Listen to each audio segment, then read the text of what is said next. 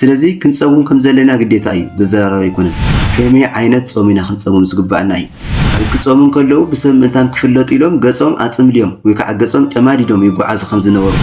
ኩሉ ጾሙ ዝውዕል ይጸውምለ ማለት አይኮነን ንምንታይ እቲ ዋጋ ዝርከቦ ጾም ዝተፈለየ ጾም ስለ ዝኾነ ብሕው ዝፈለየካ አምላኽ ከም ዘሎ አሚንካ ጾምካ ብሕው ምግባር ሰብ ምንታን ክርኤኒ ኢልካ ተበጊስካ ክትገብር ክትሓስብ ከለኻ ሽዑ ትሕዙ እቲ ዓስብኻ ተወሲዱ ስለ ዝኾነ ስመ አብ ወወልድ ወመንፈስ ቅዱስ አሐዱ አምላክ አሚን ሰላም ሰላም ፍትዋት ቤተሰብ ድሓን ደኸትኩም አነ እግዚአብሔር ይመስገን ድሓና እየ ለማዓንቲ ድማ ከመይ ዓይነት ጾም ኢና ክንጸውም ዝግባእ ዝብል ርእሲ ሒዝና መፅና ኣለና ማለት እዩ እንኳዕ ናብ ናይ አምላኽና መድሓኒትና ኢየሱስ ክርስቶስ ጾሙ ዓብይ ጾም ወይ ከዓ ጾም መርዓ አምላኽና እግዚአብሔር እንኳዕ ብሰላም ኣብፅሐና እናበልና ለማዓንቲ ድማ ከመይ ዓይነት ጾም ኢና ክንጸውም ዝግባአና ዝብል ርእሲ ሒዝና መፅና ኣለና ማለት እዩ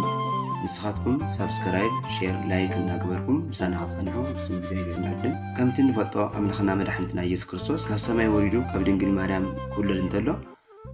ኣብ ቀራንዮ ተሰቒሉ ኣድሕንና ጥራይ እንተይኮነ እቲ ናብ ድሕነት ዝወስድ መንገዲ እውን ምሂርና እዩ እቲ ናብ ድሕነት ዝወስድ መንገዲ እቲ ዘለኣለም ህይወት እንወርሰሉ መንገዲ እውን ምሂርና እዩ ብዛዕባ ጾም ምሂርና እዩ ብዛዕባ ጸሎት ምሂርና እዩ ብዛዕባ ምጽዋት ምሂርና እዩ ብዛዕባ ስደት ምሂርና እዩ ብዛዕባ ብዙሕ ነገር እቲ ቅድስና ዘውህበካ መንገዲ ኩሉ ምሂርና እዩ ስለዚ ድማ እዩ ዮሐንስ ወንጌል ምዕራፍ 14 መንገድን ሓቅን ህይወትን ኣነ እየ ዝበለና መንገድን ንሱ እዩ ሓቂ ንሱ እዩ ህይወት እውን ንሱ እዩ አምላኽና ኢየሱስ ክርስቶስ ማለት እዩ ስለዚ ንሱ ተሰቒሉ ከድሕንና ጥራይ እንተይኮነ መምህር ክኾነና መርኣያ ክኾነና ከምህረና ናብ ድሕነት ናብ ህይወት ዝወስድ መንገዲ እውን ከሪአና እዩ መፂኡ እሞ ስለዚ ኣብ ማቴዎስ ምዕራፍ 11 ካብ ቁፅሪ 29 ኣከባቢ እንታይ ይብለና ካባይ ተምሃሩ ይብለና ኢየሱስ ክርስቶስ ካባይ ተምሃሩ ከም ዝብለና ካብ ክርስቶስ እንመሃሮ ብዙሕ ነገር ኣሎ ጾም ጸሎት ስደት ምንተ ሃይማኖት ኢልካ ምንተ ቤተ ክርስቲያን ኢልካ ምንተ እግዚአብሔር ኢልካ ስደት ምንተ እግዚአብሔር ኢልካ መከራ መቕባል ምንተ እግዚአብሔር ኢልካ ምጽዋም ምሂርና እዩ እሞ ስለዚ ካባይ ተምሃሩ ይብለና ስለዚ ካብቲ ክርስቶስ ካባይ ተምሃሩ ዘለና ትምህርቲ ሓደ እንታይ እዩ ጾም እዩ ማለት እዩ አምላኽና ኢየሱስ ክርስቶስ ኣብ ማቴዎስ ምዕራፍ 4 ካብ ቁፅሪ 2 40 መዓልትን 40 ሌሊትን ኣብ ገዳመ ቆሮንቶስ ከም ጾም ይሕብረልና ማለት እዩ ስለዚ 40 መዓልትን 40 ሌሊትን አምላኽና ኢየሱስ ክርስቶስ ጸይም እሞ ንሕና እውን ናቶ ኣርኣያ ተኸተልቲ ስለ ዝኾንና ካባይ ተምሃሩ ንዓይ ምሰሉ ዝብለና አምላኽ ስለ ዝኾነ ንዕኡ ክንምስል ካብኡ እንመሃር ተኸተልቱ ተምሃሩ ኢና እሞ ንሱ ዝገበሮ ንሱ ዝጾሞ ንጾም ኣለና ማለት እዩ ስለዚ አምላኽና መድሓኒትና ኢየሱስ ክርስቶስ ብዛዕባ ጾም ከምህረና እንከሎ ጾም ከምዚ ጌርኩም ጽሙ ዳ እምበር ጾም ይግባእ ዶ ይግባእ ዝብል ርእሲ ከም ርእሲ ገይረ ይሓዘን እዩ ማቴዎስ ምዕራፍ 6 ካብ ቁፅሪ 16 ክናገር ከለታ እዩ ዝብል እቶም ግብዛት ጾምቲ ምዃኑ ብሰብ ምእንቲ ኸረኣዩ ገጾም የጽምሉ እዮም እሞ ክትጾሙ እንተለኹም ከምኣቶም ገጽኩም ኣይተጽምሉ ዓስቦም ከም ዝተቐበሉ ብሓቂ ይብለኩም ኣለኹ ይብል ክንጸውም ከም ዘለና ግዴታ እዩ ምንም ዘዘራርብ ነገር ይኮነ ጾም ግዴታ ስለ ዝኾነ ማለት እዩ አምላኽና ኢየሱስ ክርስቶስ እውን 40 መዓልትን 40 ሌሊትን ጾመ ጾም ግዴታ ምዃንና ንሕና ኩላትና ክንጸውም ከም ዘለና ንሱ መርኣያና እዩ እሞ መርኣያ ክኾነና ይጽሙ ስለዚ ክንጸውም ከም ዘለና ግዴታ እዩ ዘዘራርብ ይኮነን ከመይ ዓይነት ጾም ኢና ክንጸውም ዝግባአና እዩ ኣብዚ ኣብ ማቴዎስ ወንጌል ምዕራፍ 6 ከንቱ ዝኾነ ድኻም ንኸይንደክም ተደጋጋሚ ይምዕለና እዩ ማቴዎስ ምዕራፍ 6 ካብ ቁፅሪ 1 ጀሚርና ተዳሪና ኮይና ብዛዕባ ምጽዋት ይምህረና እዩ እቲ ምጽዋት ከንቱ ዝኾነ ምጽዋት ከይንምጽውት ይምህረና የጥንቅቐና እዩ ብሰብ ክንርአየና ከይንምጽውት ይምህረና እዩ ብሰብ ክንርአ ምንታይና ከይንጽልይ ይምህረና እዩ ብሰብ ክንርአ ምንታን ኢልና ከይንጸውም እውን ይምህረና እዩ ስለዚ እዞም ሰለስቲኦም እዚኣቶም ኣብ ኣይሁዳውያን ዕለታዊ ግብሮም ዝነበረ እዩ ከምቲ ናታቶም ዝበለ ህይወት ኣባና እውን ከይድገም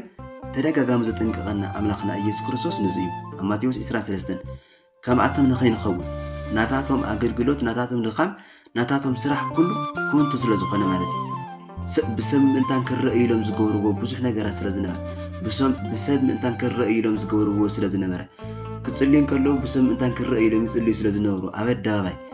ክጾሙ ከለዉ ብሰብ ምእንታን ክፍለጡ ኢሎም ገጾም ኣጽምልዮም ወይ ከዓ ገጾም ጨማዲዶም ይጓዓዙ ከም ዝነበሩ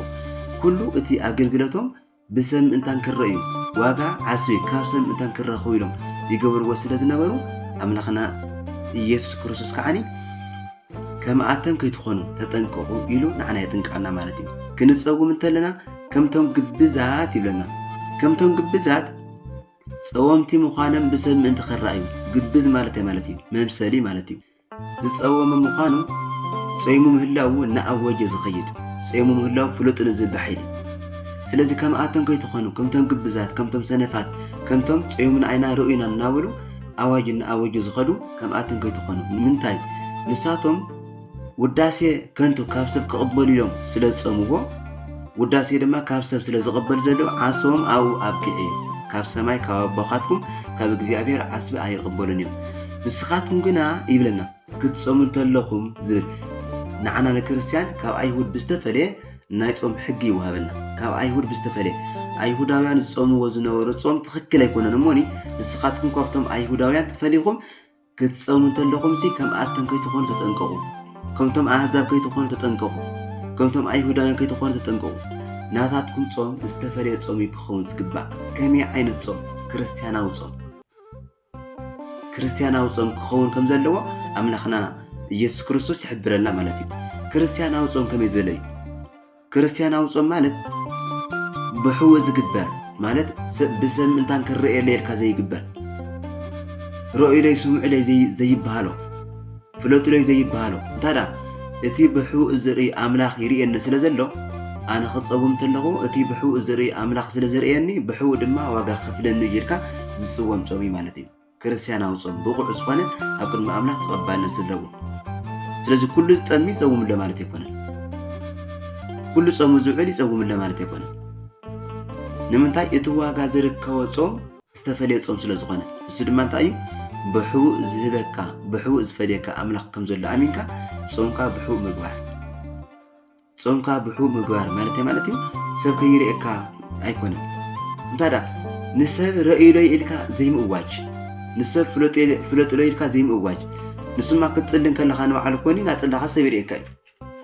بسم من تانك الرأي إلكا متسلاين سمنا رأيكا متسلاين كله تيفلا لي أبوش تخاف لبخا أفتو توقس خايد اللي تونا نقل كتجبر قال لها سب من تانك رأي إلكا تجبر لحد أغانكا تي سعرها أفتي يد سب يسترف اتوانا أفت سب كريئة كان زي كريئة كان يكونن اتوانا أفتنا وشتاوي دليت كا أفتنا وشتاوي توقس خايز خوزله بسب من تانك الرأي إلكا تجورت لها جانا خي جور كان عندها تعسف خطوسيدي جانا ختبقسن كلها سم من تانك رأي إلكا تبقس كختجبر تحسن كلها شعت حزو تعسف خطوسيدي سلازقنا سلازي كتصوم من تلخاسي سم من تانك رأي إلكا أنت يكون كتصوم زقباكا إستي بحو الزري أملاخ بجهادك فدين إلكا يخاخ تصوم زلكا كم زيبل كاكوزري عسرت شمنته كاكوزري عسرت شوعة سكوا عسرت شمنته نسخاجنا يبل نسخاجنا أقدموا تنجب بذات كم عينة صومكم صومهم سنجرنا نسخاجنا يبل إذا كل زنجرنا زلقنا من تايم صومنا كنت تخام كي يخون إذا كل صوم كاو الكاس من واجا زيبل كاي تخون سلازي اتصومنا كم عينة صومكم خون كم زقبا أو كن مجزابير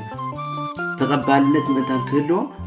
زخل صيامنا زخل دخيمنا زخل سألنا كنت خي يخون من تان مسؤالكم زي ترفس بسلايكم زي ترفس بمسؤالكم زي ترفس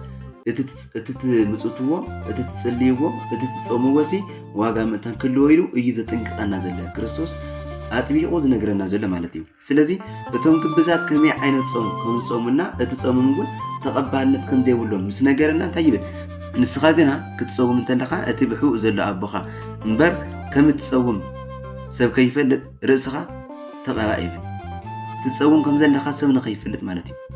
يتروف دبع على خا يتصوم ولا خفلوت ليلكا نأوجك جزكا صومك خمس وعلك ويك عبد عام خفيك خبيرك هم زلوا جزكا جمالك خطر رئيسي كم تصوم كون سب فلتك يا ولد بدقي تنببي بالكان مالت صومك خمس زل خان خطري جزكا كتأسس سري بالكان كتجمع دي بالكان يلو ينقرنا مالتي رأسك تقبع بلنا جزكا أبرهيو صومك خمسة وعلكا صقيبك خمسة لا خمسة له جزكا وانت حسن اتي بحبوق زري أبوخا بجهاد خفديكا يبل سلازي اتي بحبوق زري أملاخكا اتي بحبوق زري أبوخا بجهادك فديكا سلازي زيد ما تاي تقوينيو صومك بسور نحرجير كايو صومك بسور نحرجير كايو اتي بسور زريك أملاخكا دماني بجهاد خفديكا انت عايز فديكا ناي صومك عسل مالتي حدا ناي مصاومنا علامة نسمن محباس يكونن كنصوم حق زوصنا سو يكونن سلازي ክንጸውም ሰብ ዘውፀና ሕጊ ስለ ዘይኮነ ክንጸውም እግዚአብሔር ዘውፀና ሕጊ ስለ ዝኾነ እቲ ጾምና እግዚአብሔር ንምሕጓስ ክኸውን ይግባእ እምበር ሰብ ንምሕጓስ ክኸውን ይግባእ ካብ ሰብ ዝርከብ ዋጋ ስለ ዘየለ ማለት እዩ እቲ ዋጋ ካብ እግዚአብሔር ስለ ዝኾነ እቲ ጾም እዚ ምስ እግዚአብሔር ኮይና ካብ ክፉ ነገር ርሒቕና ብጾምን ብጸሎትን ብምጽዋትን ብንሕልፎ እግዚአብሔር